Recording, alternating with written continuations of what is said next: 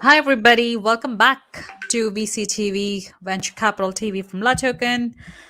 I'm the host and the moderator for today's episode where we're going to discuss how to market your startup. And obviously, it's a very important aspect because fundamentally, startups struggle not only for fundraising, but also to scale up. And marketing is one of the ingredients while you're trying to scale up, especially going global or acquiring new clients or working on your go-to marketing strategy. So whenever I'm watching a movie and the dumb character just dives into the fight without a strategy, I know that they'll regret it, but and regroup to make a strategy. So it's very important that startup should have a marketing strategy ready even before they look for funding. Okay, so let's just deep dive into this topic with our speakers today. Okay, hi, Gary. Good Hi, morning. good morning. Hi, Dr. Shrikant. Morning. Good evening. Okay, evening. Okay, let's have a quick round of intro. Gary, let's start with you. Sure, it's great to be here. Great to see some familiar faces. My name is Gary Fowler. I'm a serial entrepreneur and investor. I adore artificial intelligence and quantum computing. I've written 161 articles over the last 15 months on AI, quantum, cybersecurity. I'm a serial entrepreneur. I've done 17 companies, been involved in 2 unicorns. I was on the original management team of Click Software, a company that we brought from Haifa, Israel, to Silicon Valley, did a NASDAQ IPO. The company was sold to Salesforce for $1.35 billion. And also Eva.ai, an AI HR tech company that I founded about 5 years ago with Dr. David Yang, a billionaire from Russia. This is a great time. The digital transformation is upon us. Startups all over the world need to figure out how to get the right kind of visibility at the right place at the right time if they want to be successful. So it's great to be here. Thank you. Same here, Gary. It's always great to have you on VCTV on my shows. Next, I would like to request Dr. Shrikant to give his introduction as well. Sure. If I mean, I think the audio would be great if everybody goes on mute when I'm speaking. Um, Gary, so nice to see you. Good morning. I hope you had your morning coffee, and it's always a pleasure to be in a duo panel with Gary and Sunny because it's a topic which is close to my heart. And once you receive a pitch on your inbox, I think the marketing efforts that you as a startup you have put in is actually reflected to me as an investor. So just to give a quick intro, I'm Dr. Shrikant Patsati. I'm not a medical professional. I act as a counsel for the Forbes 500. I am a legal counsel, and one of the things that I do as a counsel for the Forbes 500 is that I check their inboxes, so which is a nice thing. So when you check your inboxes, you get to see a lot of pitch decks, and so a quick round of introduction is something that these startups do on those pitch decks, and evaluate. I've seen about 2000, 2500, 2500 pitch decks. We invest. We have family offices which have an anti-portfolio, which is basically if the family office is investing in health, they will go the other way. They will invest in non-health. Here to give you perspectives in terms of what I see in my inbox and what I should not see in my inbox. So maybe that'll help.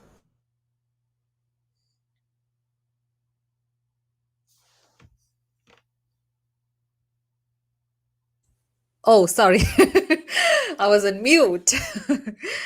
Thank you, Dr. Shrikant and Gary, and welcome back to this episode of VCTV. So, marketing your startup is equally important as much as raising your investment rounds, right?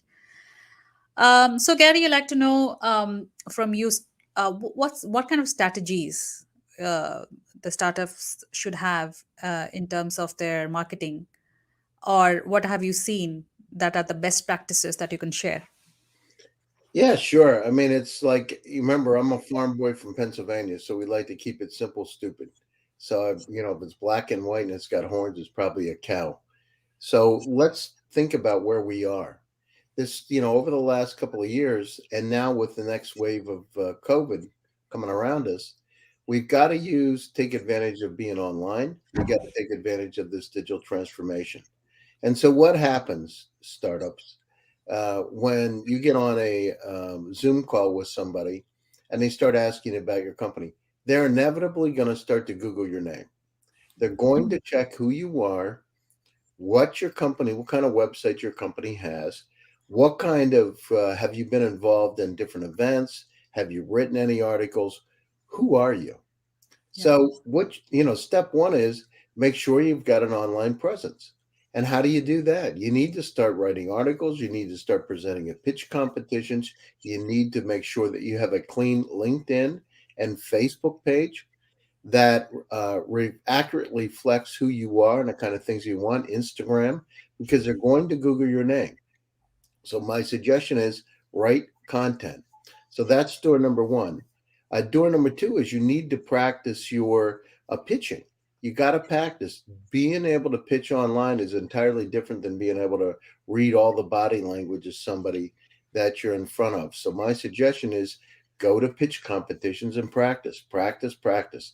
Some people say they're afraid of pitching. So door number two. Door number three is make sure you use Guy Kawasaki's rules for developing your PowerPoint presentation. So look up Guy Kawasaki's rules for PowerPoint. He's a has a great amount of insight into how to make the right kind of pitch and practice it.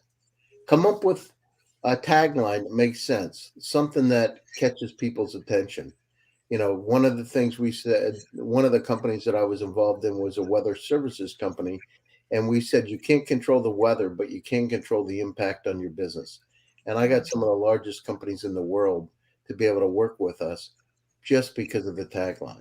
The name of the company is important. So when you're doing your marketing, Click Software was called IET, Intelligent Electronics. I renamed the company Click Software. And when we did that, it changed everything. People said, I heard the name. Well, they didn't hear the name. You can't. It's a little tiny company from Haifa, Israel. But I said, sure, you heard of the name, but they didn't. So make sure you have a name that sticks. So this is like, if you look at the basic, it's like building a house. This is the foundation of your house. And the rest of it starts to come, but the foundation of the house needs to be built. Make sure that it's lined up, make sure that you got it the right depth, and make sure that it's going to hold the house so you can build that house, which is your company for the future. So, Gary, on that point, you changed the name of the company. Was it like something that you did it because you felt like the name was inappropriate, or it was something um, that something was a feedback uh, that was given that you decided to change, or was something not working because of the name? I mean, the thing is, it was called Intelligent Electronics, and it's a software company. I mean, does that make sense? You look at it. And then I Googled intelligent electronics, and there were intelligent electronic companies already in existence. And I Uh, knew we were going to have issues with the name in terms of defending the name. People right. don't realize when you start getting a lot of visibility, people start to come after you for your name, right? They start to, they'll file lawsuits. I've been through that before. And so, especially as you're starting to go do IPOs and that kind of thing, they start to check because they figure they can make a quick amount of money, and and you don't want to delay your IPO. So what you got to do is you got to go out, and that's the other thing. Check the names to make sure, as Dr. Srikant would be happy to do, I'm sure. Check the name to be sure other people aren't using it, so you don't get into a lawsuit. Right. The Absolutely. person we had it happen, one of my companies, I had told in that company, I was not the CEO of the company. I was a senior executive.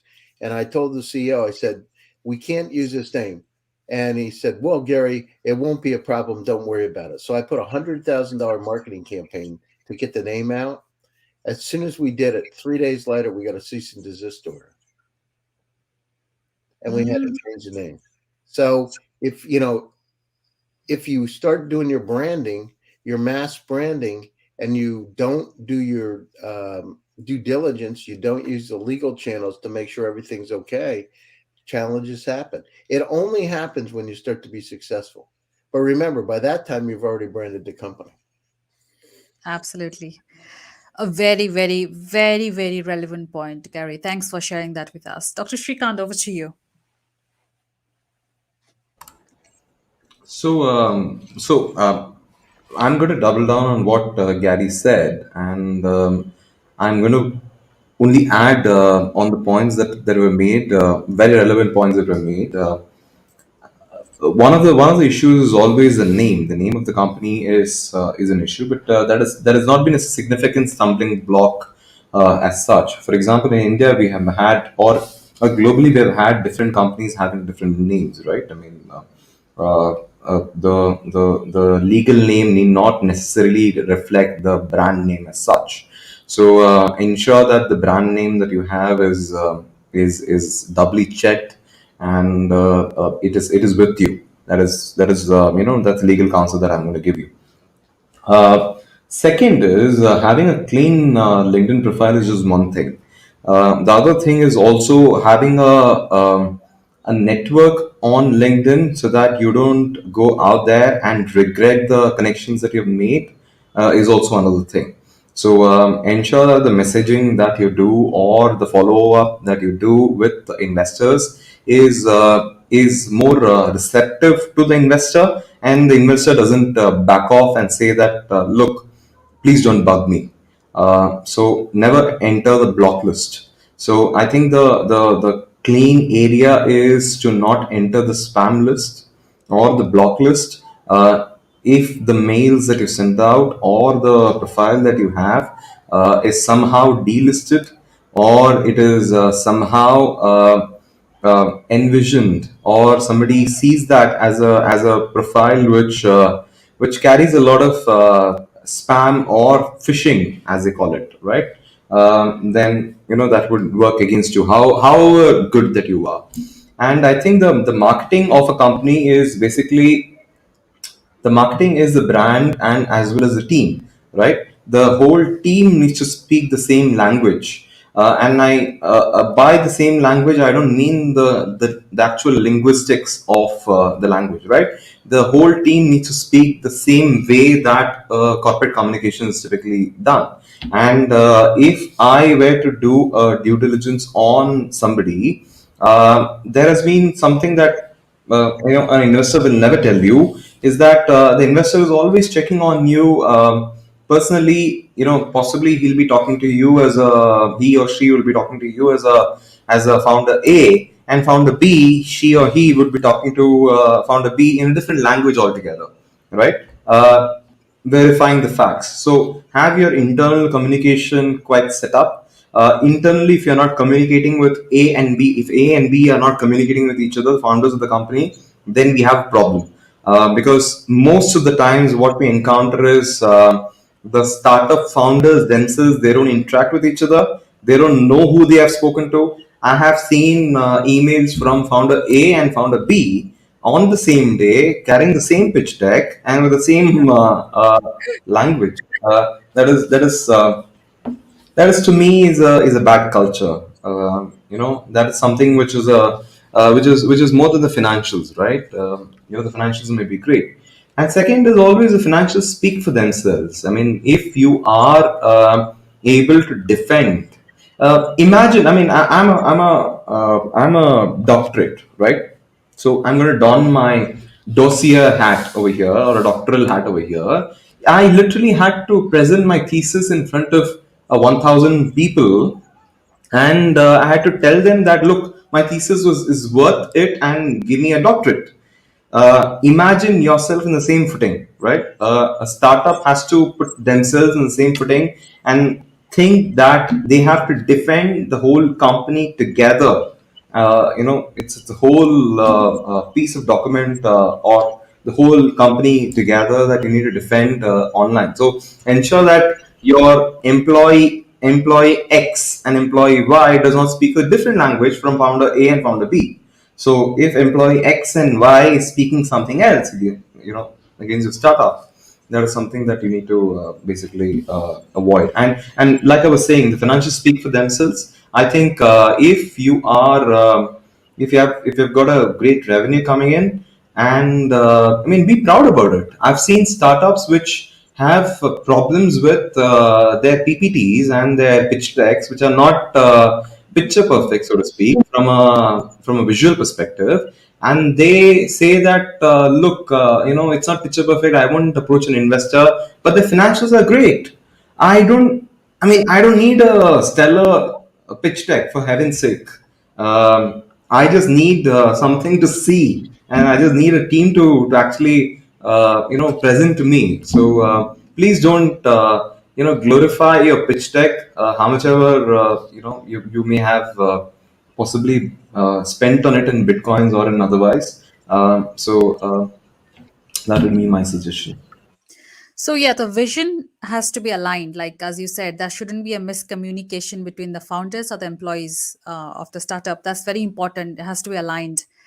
You wouldn't want to see two different pitch decks from two founders at the same day. Again, pitch deck. Keep it simple, as Gary says. Don't glorify it if you're revenue making. That's great. What are other factors, Gary? Would you like to add on to showcase the credibility of your company? Well, so and again, it's a keep it simple, stupid model. So what I do, I mean, think about what happens when you come out as a company and you want to get funded. People look at your advisory board. So Rick Orloffs, who is a former chief security officer of Apple and eBay, is on my board. Why would he be on my board? Because he's one of the top security and privacy experts, and security and privacy come up in startups all the time. Two, you need to have global connections to the venture capital community and family offices.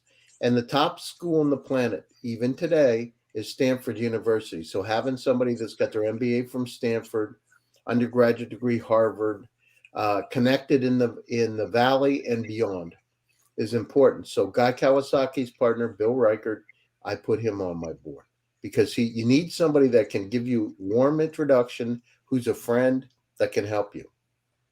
Three, and I call it the rule of threes. The third person that you want to have involved is somebody that has visibility.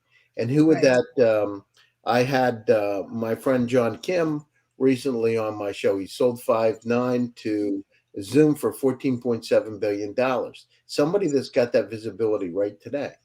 I mean, this is like simple stuff. You need credibility. They give you credibility. The other thing is, as I said, you need to make sure that your tagline's right. You're going to make sure your pitch is right, is perfect, great pitch. You can talk about it in 30 seconds or 60 seconds or 90, whatever time that's allotted to you. You enchant the audience. By that I mean it's not just about having that pitch and going down and in a dry way. Make your voice tone go up and down. You're online. Make sure you've got the right kind of virtual background in front of you that makes sense. So the kind of keep it simple, stupid pieces that are going to enhance the image that you have. The other thing, as I said, you need to make sure you have an online presence. You got to make sure that you're presenting a lot. Practice truly does make perfect. So I took a course at Stanford University when I was in California many, many years ago. And it was, I think I've talked about this before. It was part acting and part business. So they had an acting coach and a business coach. And there were about 40 top level executives there. And they would put us in these scenarios where they say, okay, Gary, it's your turn to pitch. Come in. And on the spot, they would have a scenario developed. You're pitching in front of a group of investors. Here's the situation that's occurred, and they would put you on the spot. And sometimes something critical has come up in the company. You just got some bad press because a product you have that has liability issues, right? And you had to practice, and there was no games about it. So practice truly does make perfect. And make sure that you use those rules. What I don't like is when people have bland colors on their presentation, when they don't make their voice go up or down. I mean, this is acting. Yeah. I mean, you're online. I've seen pitches over the last week that were so boring and long. Unbelievable.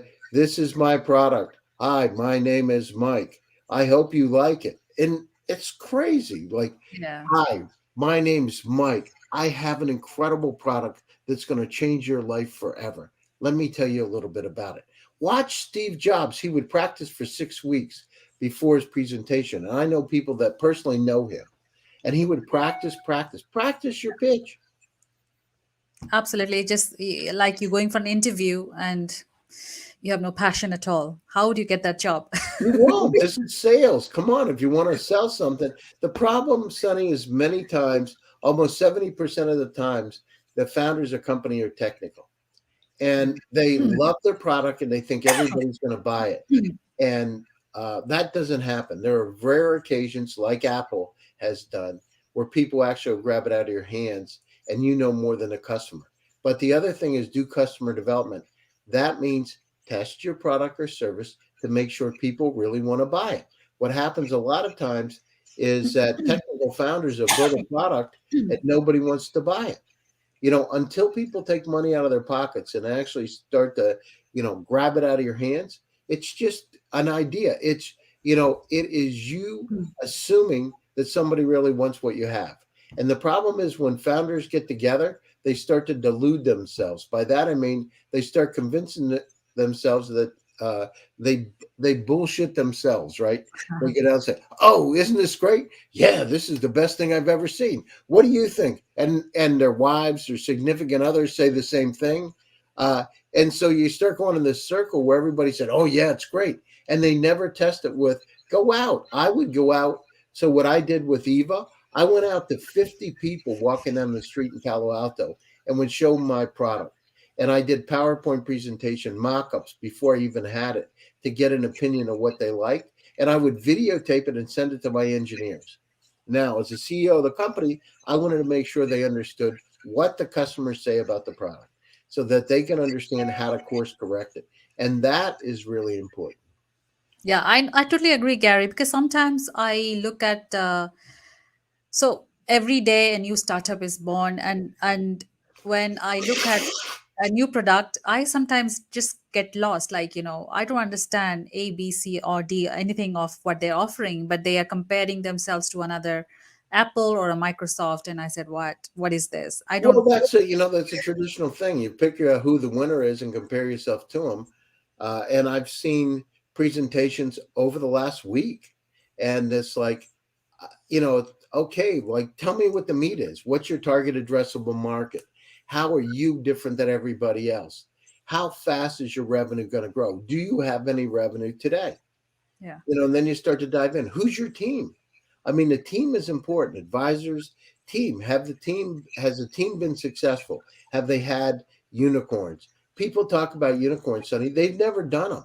I mean, for the most part, you talk about, and unicorns are mythical creatures. They don't even exist. So first of all, you're talking about something that doesn't exist, right? Yeah. So, so go out and you need the credibility. Part of the magic of creating a company is having that credibility. And the more you get, it's a snowball effect. It really works. I've done this stuff for 35 years. I've taken companies from zero to $9 million in sales. And a lot of it was because of the marketing and sales. And it becomes a Pygmalion effect, the self-fulfilling prophecy. And what startups have to do is realize that, practice. And the other thing is find somebody. If you're not a good marketeer, find a co-founder that is, because part of being the CEO of a company is to be able to present your product or service to get people interested in it. Yeah. It's sales.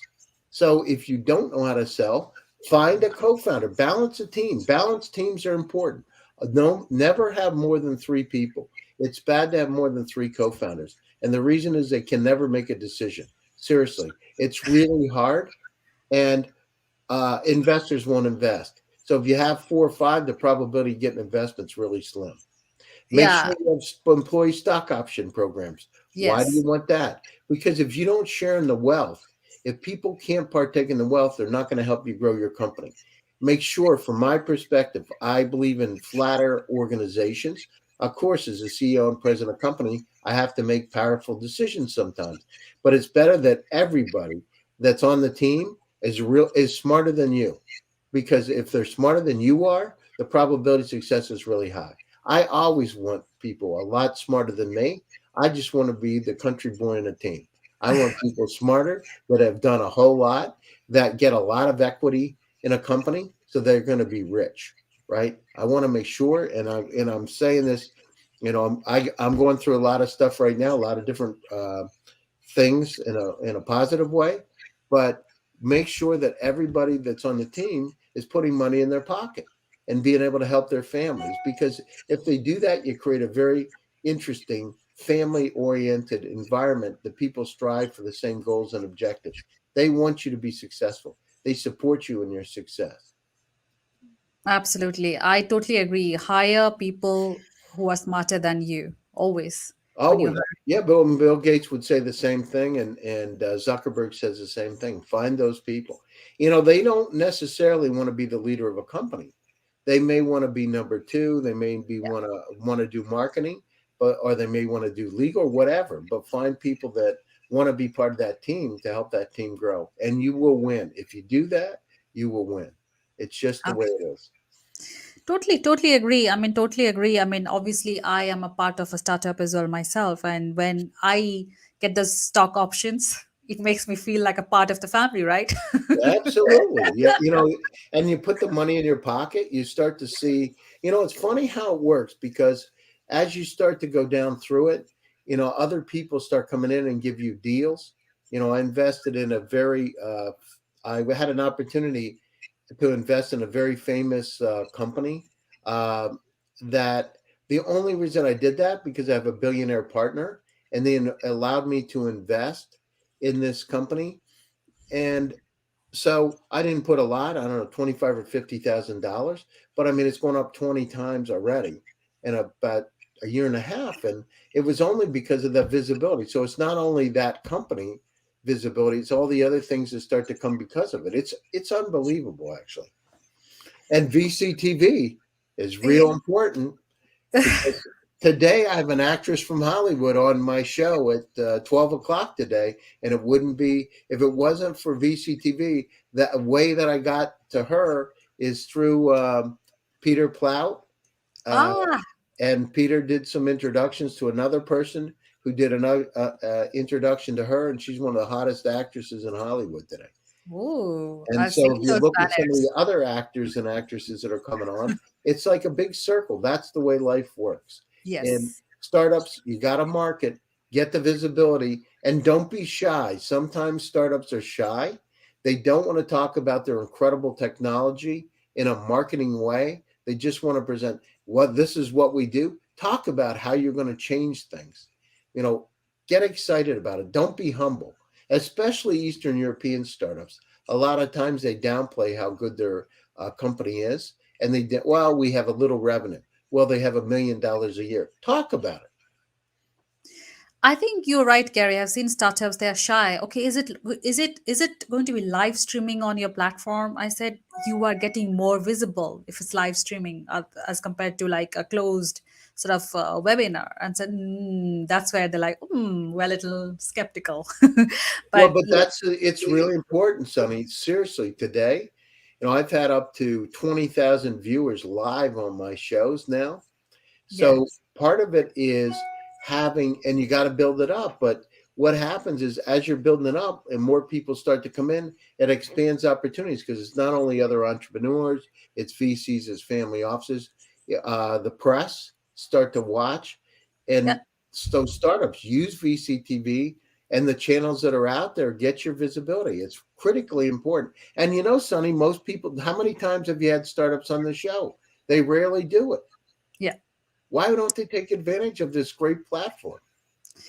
Totally agree. I totally agree, Gary. It's just that people have, I mean, some of them are brave enough to come and speak even though they're not ready, but that's about it. You have to start somewhere, right? Well, but if you're not brave enough to speak, should you be doing a startup? Nope. I Nope, mean, I agree. exactly. This is like keep it simple, stupid, right? Right, Yes. Shrikant? You shouldn't be doing a startup if you're not going to be able to go out. You can't be a lawyer unless you're willing to get in front of and defend a case, right? You can't go out and it's just like this is simple stuff. Totally. Right. Great. I mean, great start. I just want to ask another question, which is very important. Like, you've got the funds, you got your first tranche coming in, you've got your marketing strategy, but it's very important to figure out your market, right? You cannot be everywhere. You have to figure out your market, your market share. So, how to open up a potential market opportunity for your startup, for your product? So what are the steps for targeting your market? Well, you need to do, I said customer development. There's a book that a good friend of mine, Bob Dorff, wrote with Steve Blank. It's called the Startup Owner's Manual. You need to go out and test the market. One of the reasons that startups fail is they get too wide. They try to take too much right away, and it kills them. You got to be surgically precise. By that I mean identify a market, conquer that market. So what I've written a paper actually in Forbes. I wrote an article. One of the things, the first step is you go through acceleration to figure out who you are. The second step is you regionally dominate. So if I'm in Singapore or India or the US, I dominate my market because I got the home court advantage because I'm in my own domain. Make sure that it works. 80% of what you're going to take forward to other markets are going to be based upon the success that you've had in your home court market. But you got to do it very, very quickly. Dominate that space. Then you can understand as an investor, I understand that companies can work together, that teams can work together. You got to prove that your team can work. Step two is then start about not all, then you've got home court dominance, then it's about regional dominance. In Yeah. the case of being in the US, it would be Latin America, Canada, Mexico, those kind of areas. Then start looking at places like Europe, places like Asia, but go out. Do it in, don't bite off too much because one is it's going to take a lot of money and you'll get really distracted. But this process works. Use customer development. Go out, find partners. One of the best things to do is find partners that can help you in that market. Because if you're in an India, you're in a Russia, you're in Ukraine, you're in Belarus, you need to have partners that understand it and have those contacts. If not, you won't be successful. It'll be very difficult, or let's just say extremely difficult to have success. So test it, find reliable partners. And how do you do that? Well, if you go into IIT or if you go into some Stanford or if you go into Oxford or Cambridge, find people that you know from your network that are in those markets that can help you. Use those friendly introductions. Oh, yeah, great points. Great points. Partners for sure. If you are sort of expanding out of your home country, for sure. Uh, Dr. Shrikant, over to you. Yeah, I mean, Gary was quite comprehensive in his comments, and yes, Gary, unless I'm out there and I'm speaking about certain things, of course, as a counsel, I cannot advertise myself, but startups have that advantage, right? Nobody is having a association on top of it to regulate how startups pitch decks have to be there.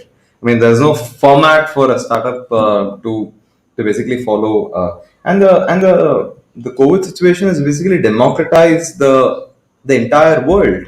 You can actually reach Gary Fowler, through VCTV, and you can just connect, right? Yeah. And now we've got a second degree connect because Gary Fowler is hosting a very popular actress. Now Gary Fowler knows her, so you've got a connect. So you're not bound by all these restrictions. So So use your connections, but I would say, Gary, with all due respect to the comments that you made, that use it quite wisely. Overusing your connects would also result in a situation where your connects basically regret having been connected. Which is something that I made in my opening statement, and that is something that I feel you should strike a very delicate Well, balance between. you know, Dr. Shrikant, the value, let's take it. There's a book called Relationship Asset Management. The key is bring value to those connections. What are you going to give to them? The first thing is you think about how you can help those connections make money or contacts. So it's not one of these things where you're using that connection, you're actually enhancing that connection. And so many times, if it's a partnership, show them how they can make money. And if you do that and they win, the next time you come in, they'll tenfold want to work with you again. So show them how they can make money, uh, and don't just use that connection. It's a cardinal rule. Absolutely. Absolutely. So if I may just point to one particular instance, Gary was so courteous that he wrote to me about 5 months back. If I can join that particular show, and I haven't even replied to his email. I've replied, but I haven't been able to set up a time. It shows such impolite behavior on my end, which I'm ready to admit in a public show, on a live show like this, because never ever be impolite to somebody who is being courteous and actually is bringing in value. So I got lost in things, and possibly I did not respond. And Gary, a ton of apologies. I'm going to ensure that the connection between you and me actually stands. I'm going to write back to you right after this particular show, and this is how connections are built. This is how relationships are built. I mean, I think relationship is one of the most important aspects which is overlooked in a startup. It is just transaction after transaction, and then you transact, you move on, you transact, you move on. Imagine going to a. I mean, I've got my. I went to a salon today, and I got my hair trimmed and so on and so forth. You can quite naturally see that. But you know what this particular gentleman did? I've been visiting this particular salon for 8 years, and this new salon that I visited is the first time or the second time that I've been visiting. Um and he said, just like last time, was something that he said, and this was just the second time that I was visiting him from the 8 year salon that I was visiting, and he remembered me, and that is such a nice gesture on his part, on to remember what kind of cut I prefer, and so on and so forth. For example, it could be a steak, or it could be something else that you like, and so on and so forth. So establish that connect. I think the social currency is one of the most misused currency or undervalued currency, I would say. And this is the currency that you need to use, and it is more available right now, right after COVID. You can reach out to Gary quite easily right now. I mean, it would have been very difficult earlier, but it's quite easy through VCTV, and of course through other platforms. So utilize that, and don't be shy about, like Gary said, don't be shy about what you have. And the most important thing that I would suggest startups is, while you're shy about the things that you have and not saying, don't say things that you don't have, right? The investors can see through it. So do not overplay to an investor.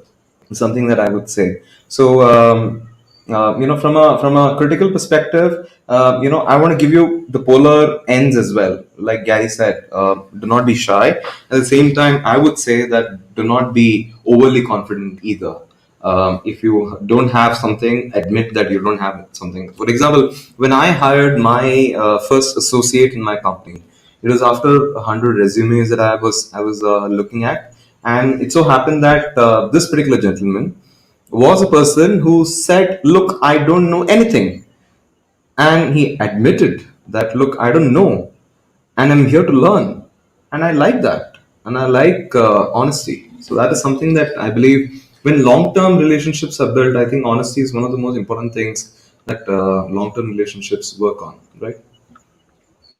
Yeah, I think great points coming out of this episode. And I totally agree. Social currency is the most valuable currency, especially during the COVID lockdown.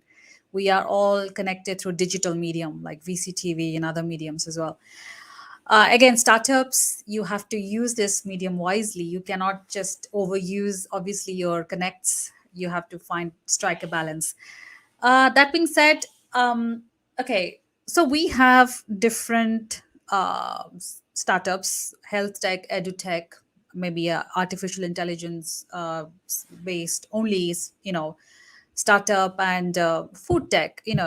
But you cannot just follow one thumb rule to market yourselves, right? I mean, so what are those elements that you should be actually marketing to stand out from your competitor in that particular space? And Yeah, Gary? so yeah, I mean it's so you got to go down through, and the first thing is a team. The team is most important. So you want to talk about the quality of your team. That's door number one. If you have revenue, revenue shows that your model works and you've got product market fit, you're moving in the right direction. So revenue, what kind of growth do you have?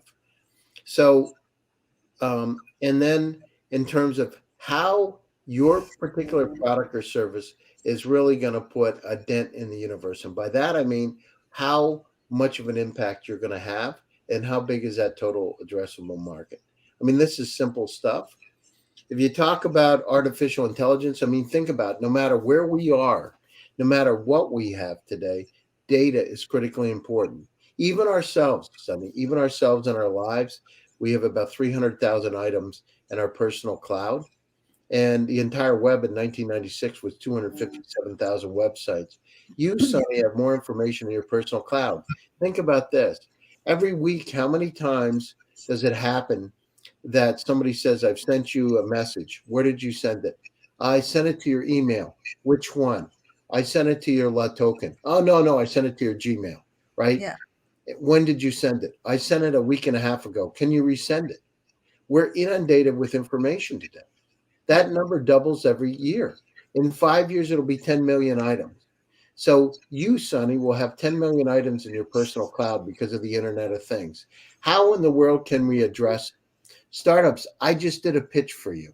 So I just did a pitch. This is how a pitch should work. Do you understand how big the problem is? You can feel the problem, Shrikant. Dr. Shrikant can feel the data problem. All of us feel it. We are in a state of infobesity. So if you're a startup, artificial intelligence, machine learning, deep learning across multiple vertical markets need to be utilized to help us better understand the data, whether it's space, whether it's supply chain and the transparency in the supply chain that we've talked about many times, need to use tools like machine learning to be able to help us get better insight into the supply chain, better insight into auto manufacturing, better insight into health tech and computer vision, so we can find diseases faster. It's incredible what's happening today. Yep, absolutely. I think it's very important to find out what elements you need to market. When you are actually trying to find partners, raise funds, it's crucial. And you rightly said revenue, team members. If you're revenue generating, just talk about that, even though it's not significant.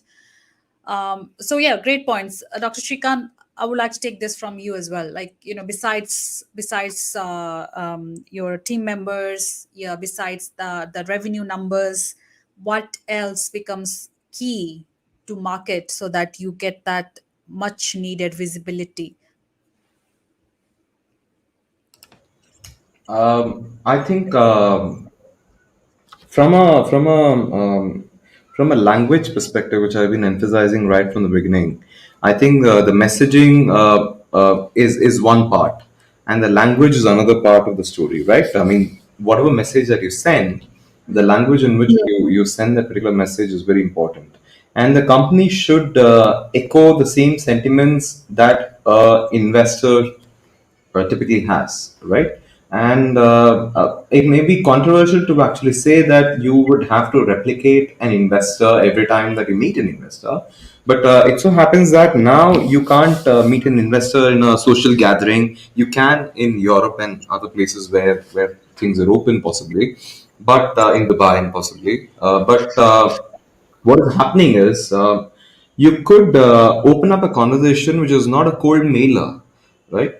And which is not a conversation which the investor feels that is not suitable for her. And if the investor feels that your conversation that you've created is a conversation which is so tailor made for her that she wants to converse with you, and it's like dating, right? It's like sending out the first. It's like sending out the first message on, if I may, tell me if it's inappropriate. The first message on Tinder, when somebody has swiping right or left. I don't know. I mean, if you swipe right, it becomes a hit, or left, it becomes a hit. I don't know. I No mean, you clue. connect. Whichever way that you swipe. I mean, a swipe, to connect. So the first message that you send on Tinder, always remember, startup should always be on a Tinder mode. The first messaging should always be the first messaging, and the last messaging should always be a good message. Never ever, make them block you is something that I would say. So It's a great analogy,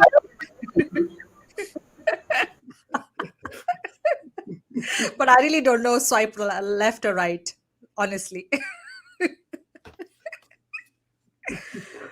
Okay. Awesome. So I think we've covered most of the aspects. I don't want to drag it because just for the sake of dragging it, but I think we've covered most of the aspects when it comes to market your product, your business. We've covered partnerships. We've covered relationship. We've covered data. We covered underlying how to be unique, the pitch decks, the communication. I think we've covered everything in this uh, episode. So I would like to thank you both for sharing your insights in this episode. Let's take some quick, sort of closing thoughts before we part and meet again. Gary, I feel like it's some kind of family reunion or something. I don't know. It's it is always right. yeah. So in terms of closing remarks, these are exciting times. These are great times for a startup to get visibility because you're able to attract people from all over the world to look at your product or service, investors, partners, uh, family offices, you name it, have Yeah. access to you, but you need to use the medium wisely. So this is a great time. And it's not going to go back. McKinsey said the digital transformation, the 93% of the companies before the digital transformation, we're going to do it over the next 10 years, and it happened in a matter of a month. So this is a great time. You can reach me, Gary Fowler, on LinkedIn or Twitter, or check out my shows. I'm on iHeartRadio. I've got our Digital World broadcast that I do on Saturday nights in New York, and also here on VCTV. So love to see you. Keep smiling, keep Thank happy, you, Gary. and Absolutely. Absolutely. That's the mantra. Thank you. Dr. Shrikant, over to you, please. What's your closing remarks? So my closing remark is, the keep it like Gary said. I've started keeping it simple. Like keep it simple, stupid, right? So don't make me swipe. I still haven't got it. Swipe left, swipe right.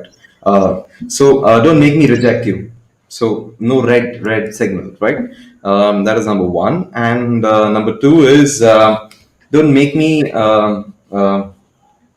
Bring investment to the relationship. And like Gary said, when you treat even a relationship as an investment and an intangible investment, you start reaping the benefits of the investment that you make. So the customer's king model has kind of changed, and now it's everyone is a king. So treat everyone as a king or a princess or a queen or however you want to treat, and ensure that you use medium quite wisely, and ensure that I would say don't overdo it. Strike a know when to pause and hit the pause button, and when to restart so that the memory is refreshed. So that would be a good marketing strategy in my perspective. I think the financial, to me, as a person who's coming from financial and legal domain, a clean bill of health from a finance and legal perspective is always a marketable material, right? Yeah. It's like going on Tinder and saying that, look, I've vaccinated myself. So keep that tagline. Okay. I hear a lot of Tinder today. I don't know what to say. Shall we have a new topic to discuss? Okay, jokes apart, thank you so much, Dr. Shrikant and Gary, today for your time. And I would just like to tell my viewers, thanks for tuning in to VCTV every day. And as Gary says, keep smiling, stay happy, and I will see you again. Gary and Shrikant, take care. Bye. Bye bye.